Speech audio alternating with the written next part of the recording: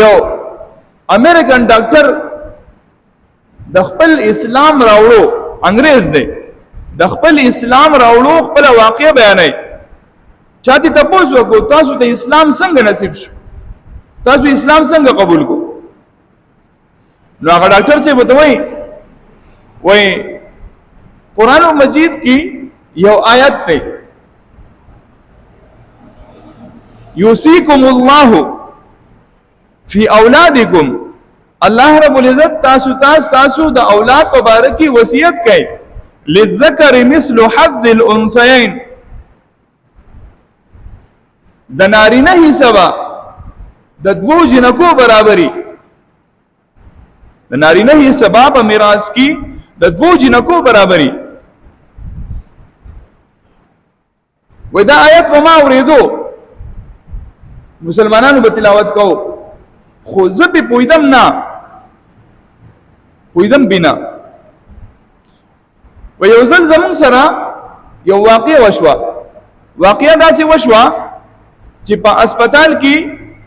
زما چې زه غیر مسلم وم او زما بل مرګري چې هغه غیر مسلم و زمونږه د شپې ډیوټي و او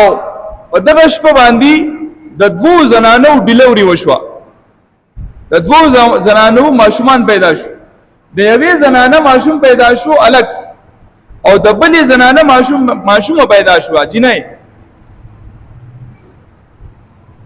وس حالات داسې پیدا شو چې زمونږ نه غلطي وشوه غلطي دا وشوه چې د ماشومانو ته یو بیلټ اچي د لاس سره بریسلیټ اچي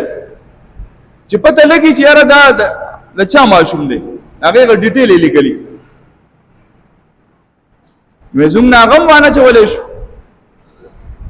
حالات ایمرجنسي زموږ نه خبره پدې کې پاتې شو چې موږ دا تمیز ونه کو چې دا الګ د کومې زنانه دی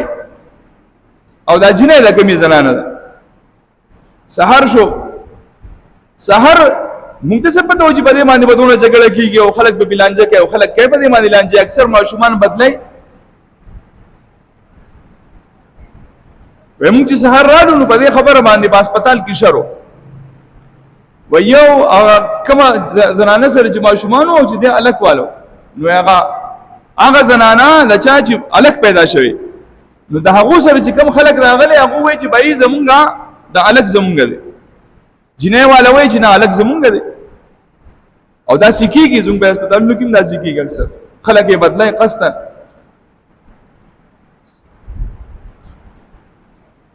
ومونږ حیران وو چې اوس فیصله څنګه وکړو چې دا دې دی که دې دی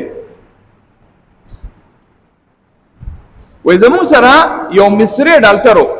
د مصر او هغه مسلمانو نو زموږ ملګری او دوست مو د هغه مصری ډاکټر نه مونږ د دې په حواله سره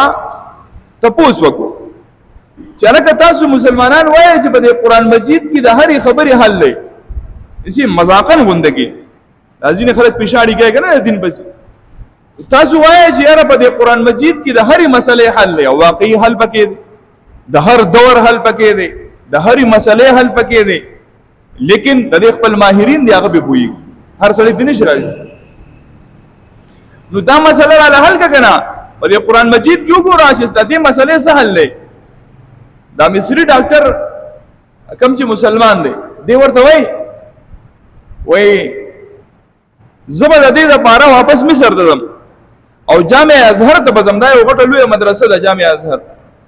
او د هغه علماو سره په دې حواله سره مشوره کوم تاسو په دې کومه چې آیا د دې په قرآن مجید کې څه شته چې موږ د دې ماشومانو دا فیصلو نو هغه ډاکټر سے جامع ازهر ته راغی مصر ته مصر کې د علماو سره مشوره وکړه کوم چې مشر عالم هغه ورته وی او د دې مسلې زه په خپل ډاکټر نه یم خو یو آیت ته د زویم ته په خپل سوچ وکا خو ما ته دا ښکاری چې په دغه ځای کې به حل لوزي ډاکټر سی وی ما ته چې وایا کم یو آیت دی هغه مولانا سی وی چې ته په دې آیت غور وکا الله رب العزت فرمایي چې للذکر مثل حظ الانثیین د نارینه حصہ په میراث کې د 2 زنانو برابر ده. ډاکټر صاحب ما سوچ وکړو ما ته چې مولانا صاحب بس ما ته خبر واضحه شو خو تا ته به مله کوم چې کله واپس راشم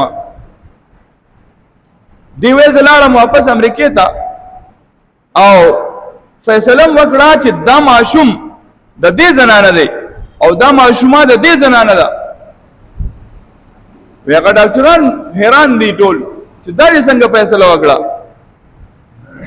موږ داسې وکړه چې دغه زنانو چې دا کم معشومانو ادبه زنانه چې معشومان شوي ولې دغه زنانو په موږ ټیسټ کړه د دوه په ټیسټ هم کړه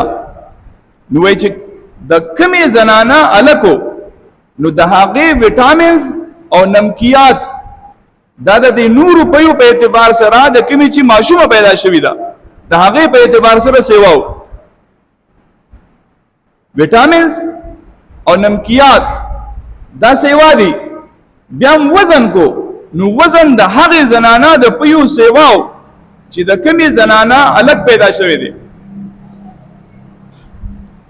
ما ورته چې ګور الله رب العزت اسی د آیت نه دی نازل کړي.